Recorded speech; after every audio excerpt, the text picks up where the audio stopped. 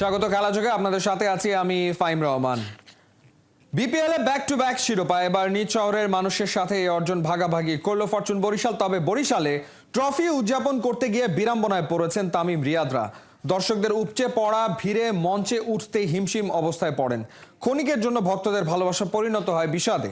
বরিশাল থেকে মাহমুদুল হাসান সজীবের পাঠানো রিপোর্ট।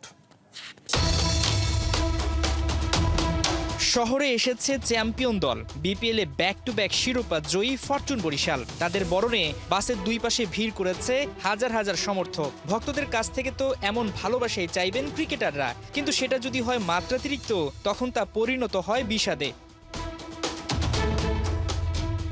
দুপুরে ঢাকা থেকে চার্টার্ড বিমানে বরিশালের উদ্দেশ্যে উড়াল দেবার কথা তামিম রিয়াদের। বরিশালের আকাশে বাতাসে তখন একটাই স্লোগান, বরিশাল বরিশাল।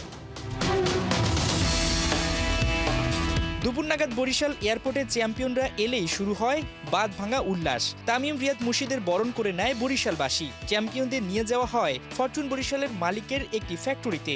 এ সময় রাস্তার দুপাশে ভক্তদের ভালোবাসায় সিক্ত হন ক্রিকেটাররা। দুপুরে মিজানুর রহমানের ফ্যাক্টরিতে লাঞ্চ শেষে ক্রিকেটারদের গন্তব্য বেলস পার্কে। এ সময় বেলস পার্কে বাড়ে উত্তেজনা। মাঠের হিরোদের দেখার অপেক্ষায় ভক্তরা। বরিশালের মানুষ কতটুকু ক্রিকেট পাগল তার উত্তরটা ঠিক এই দৃশ্য। এখানে জায়গা না পেয়ে, অর্থাৎ এই রাস্তায় জায়গা না পেয়ে অনেকে উঠে গেছেন গাছে, কেউ উঠেছেন একেবারে মগডালে। তাদের আসলে জীবন নিয়ে কোনো রকম মায়া দয়া নেই। তাদের কাছে একটাই এই মুহূর্তে সবচেয়ে স্বপ্ন, সবচেয়ে বড় আশা। তারা সেই তারাদের দেখতে চান, যেই তারারা মাঠে খেলে চ্যাম্পিয়ন হয়েছে। তামিম ইকবাল, মাহমুদুল্লাহ রিয়াদ, মুশফিকুর রহিম, সবাইকে দেখার অপেক্ষায় এই যে বরিশালের সমর্থকেরা, এই যে ক্রিকেট পাগল ভক্তরা, কখন আসবে চ্যাম্পিয়ন দল।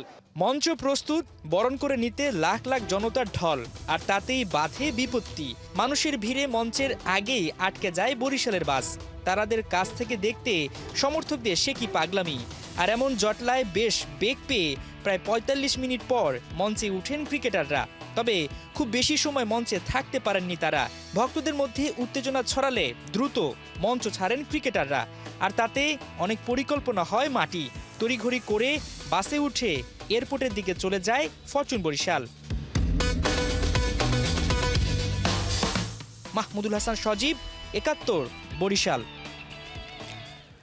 এবার আর ওয়াকওভার নয়, চ্যাম্পিয়নের ব্যাচ পরে গ্লোবাল সুপার লিগে যাবে ফরচুন বরিশাল। বিপিএল এর ফাইনাল ম্যাচে জিমি নিশাম মাঠে নামতে না পারলেও ক্যারিবিয়ান দ্বীপে বরিশালের হয়েই মাঠ মাতাবেন এই কিউই তারকা। এমন খবর নিশ্চিত করেছেন ফরচুন বরিশালের কর্ণধার কোহিনুর কণা। রিপোর্ট।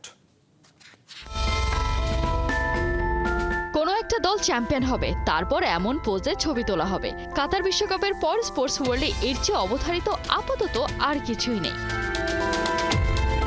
বিপিএল এ ৩ বারের finalist, back to back champion, এবারে ক্যারিবিয়ান দ্বীপ জয় করতে রওনা হচ্ছে ফরচুন বরিশালের লঞ্চ।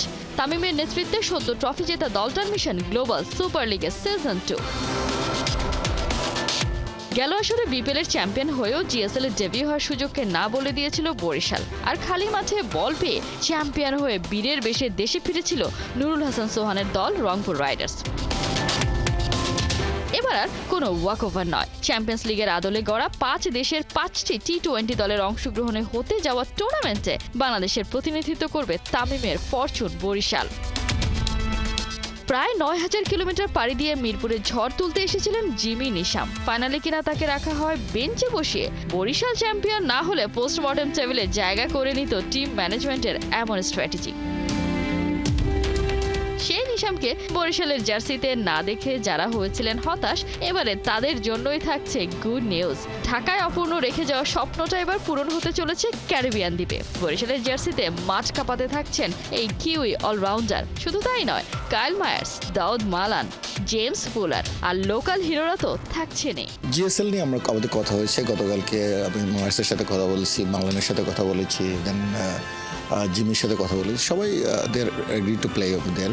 অ্যান্ড আমাদের টিম তো অবশ্যই ইনশাল্লাহ সবাই, যদি ন্যাশনাল কোনো ইয়ে না থাকে, ন্যাশনাল টুর্নামেন্ট না থাকলে আমরা সবাই যাব। যে স্কোয়াড নিয়ে ওয়েস্ট ইন্ডিজে যাচ্ছে ফরচুন বরিশাল, তাতে বোঝাই যাচ্ছে বরিশালের ট্রফি ক্যাবিনেটে আরও একটা শিরোপা লোড হচ্ছে। ৮ জুলাই শুরু হয়ে ১৮ জুলাই পর্যন্ত চলবে গ্লোবাল সুপার লিগের ২ নম্বর এডিশন। কোহিনুর কণা, ৭১। শুধু সেমিফাইনাল নয়, চ্যাম্পিয়ন্স ট্রফির ফাইনালে খেলারও সামর্থ্য আছে বাংলাদেশের সাবেক অধিনায়ক হাবিবুল বাশার। আরও বলেন, ভারতকে শুরুতেই চাপে ফেললে ম্যাচের কন্ট্রোল পেয়ে যাবে টাইগাররা। আর এক সাবেক অধিনায়ক আশরাফুলের বিশ্বাস, বিপিএলে ম্যাচ না পাওয়া শান্ত জ্বলে উঠবেন মাহমুদুল্লাহ রিয়াদের মতোই। সাইফুল রূপকের রিপোর্ট।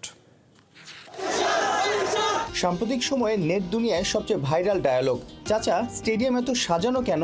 যদিও বিপিএল ফাইনালে মাঠে আসা এই বরিশাল দর্শকের প্ল্যাকার্ডের পরের লাইনটা খুবই আপত্তিকর।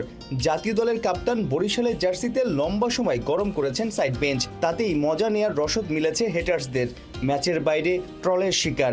চ্যাম্পিয়ন্স ট্রফিতেও কি চাপেই থাকবেন নাজমুল হোসেন শান্ত? মাহমুদুল্লাহ যখন ওয়ার্ল্ড কাপে গেল 2023 ওয়ার্ল্ড কাপে, তার আগে কিন্তু 3টা সিরিজ সে খেলেনি। ওই সময় সে একা একা প্রিপারেশন নিয়েছিলেন এবং বেস্ট পারফরমেন্সটা সে করেছেন। তো শান্তর জন্য আমি মনে করি যে অনেকে হয়তোবা ভাবছেন যে শান্ত খেলতে পারেনি, হয়তোবা কি হবে, কিন্তু আমি মনে করি যে সবচেয়ে ভালো সে পারফরমেন্স করতে পারবে এই চ্যাম্পিয়ন্স ট্রফিতে। আশরাফুলের এমন অভয় দেওয়া স্টেটমেন্ট দেখলে নিশ্চয়ই বুকে সাহস মিলবে ব্যাটার শান্তর। আর কাপ্তান শান্ত ভারতকে রুখে দেওয়ার নানান কৌশল আয়ত্তে আনতে পারেন আরেক সাবেক অধিনায়কের কাছ থেকে। আপনার ক্যাপ্টেন্সিতেই 2007-এর ওয়ানডে বিশ্বকাপে ভারতকে আমরা হারিয়েছিলাম। শান্তকে নিশ্চয়ই কিছু একটা টিপস দিতে পারেন আপনি চাইলে, কিভাবে ভারতকে হারানো যায় বড় মঞ্চে?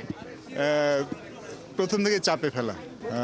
ভারত খুব ভালো দল, কিন্তু চাপে পড়তে পছন্দ করে না। আমরা কিন্তু দেখেছি কয়েক চাপে ভেঙে পড়তে, এবং তারা আসলে যখন বাংলাদেশের সাথে খেলে আমার মনে হয় তারা একটু বাড়তি চাপেই থাকে। প্রথম বল থেকেই ব্যাটিং আর বোলিং আমরা যদি চাপে রাখতে পারি তাহলে ভারতকে হারানো সম্ভব। ইটস নট দ্যাট যে আমরা কখনো ভারতকে হারাইনি। আন্তর্জাতিক ক্রিকেটে অভিষেক হওয়ার পর এই প্রথম আইসিসি ইভেন্টে থাকছেন না সাকিব আল হাসান। লিটন দাসও দলের বাইরে। তামিম অবসরে। দুবাই আর রাওয়ালপিন্ডিতে কে হবেন বাংলার এক্স ফ্যাক্টর? শুধুমাত্র এক্স ফ্যাক্টর কি হবেন, তিনি আমাদের জেতাবেন। আমার মনে হয় আমাদের দলটা তখনই ভালো খেলে যখন আমরা টিম গেম খেলি। কিছু খেলার আছেন ডেফিনেটলি, আমাদের বোলার এখন খুব ভালো করছেন। Taskin is wonderful. আমরা রানার পেসটা দেখেছি, সব আমাদের ব্যাটিংয়ে তানজিদ তামিম খুব ভালো করছেন। আমার মনে হয় যে টিমটা আমাদের ভালো, কিছু পারফরমার আছেন। বা যখন আমরা বড় টুর্নামেন্ট, স্পেশালি বৈশ্বিক টুর্নামেন্ট যখন খেলতে যাই, তখন আমাদের টিম গেম খেলাটা খুব ইম্পর্টেন্ট। সেমিফাইনাল স্বপ্ন দেখা যায়? স্বপ্ন দেখলে তো ফাইনাল পর্যন্ত দেখা উচিত।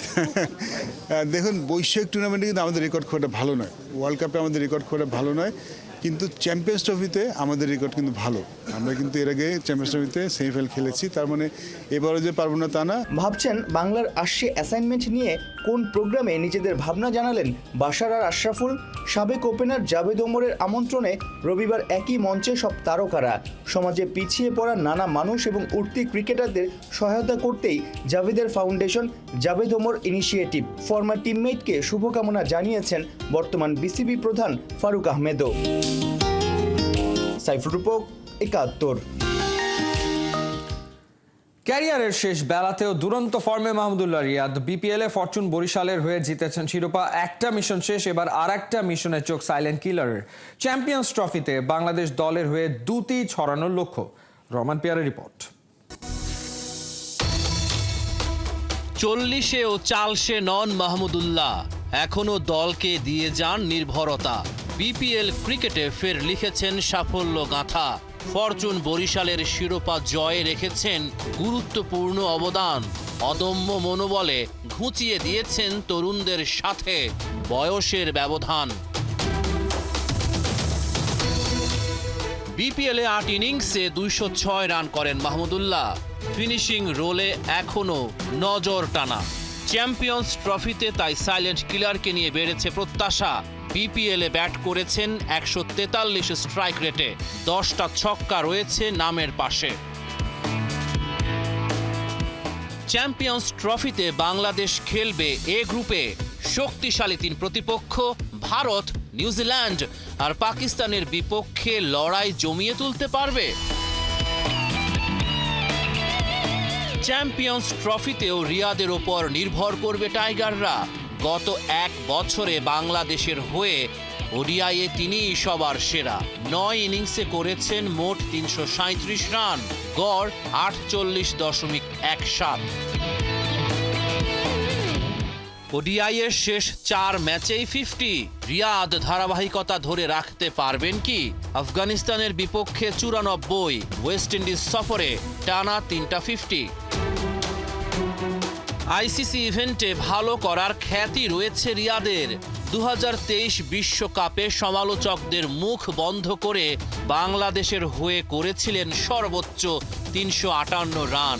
চ্যাম্পিয়ন্স ট্রফিতেও তিনি পাল্টে দিতে পারেন পাশার দান। রহমান পেয়ার, 71।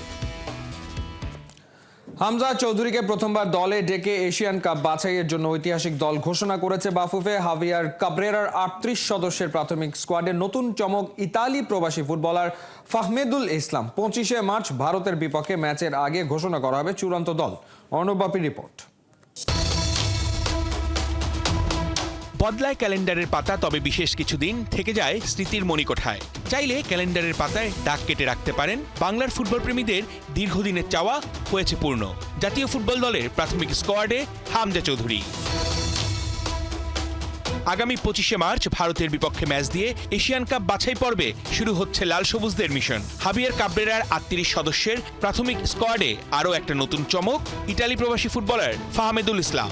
এই তরুণ মিডফিল্ডারকে ট্রায়ালে দেখতে চান হেড কোচ ফাহমেদুল ইসলাম, ইতালির চতুর্থ স্তরের দল ওলবিয়া সেলসির হয়ে খেলা ফাহমেদুল ইসলামকে আমরা একটু পরখ করে দেখতে চাই। আমার বিশ্বাস ওর মধ্যে সেই সামর্থ্য আছে বাংলাদেশের হয়ে খেলার মতো। আর ইউরোপে খেলা হামজার বিষয়টি সবারই জানা। আশা করি ভালো কিছু অপেক্ষা করছে। 38 জন ফুটবলারের মধ্যে সব থেকে বেশি 14 জন বসুন্ধরা কিংসের। ইনজুরির কারণে নাম কাটা পড়েছে ডিফেন্ডার বিশ্বনাথ ঘোষের। 8 ফুটবলার ডাকা হয়েছে আবাহনী থেকে।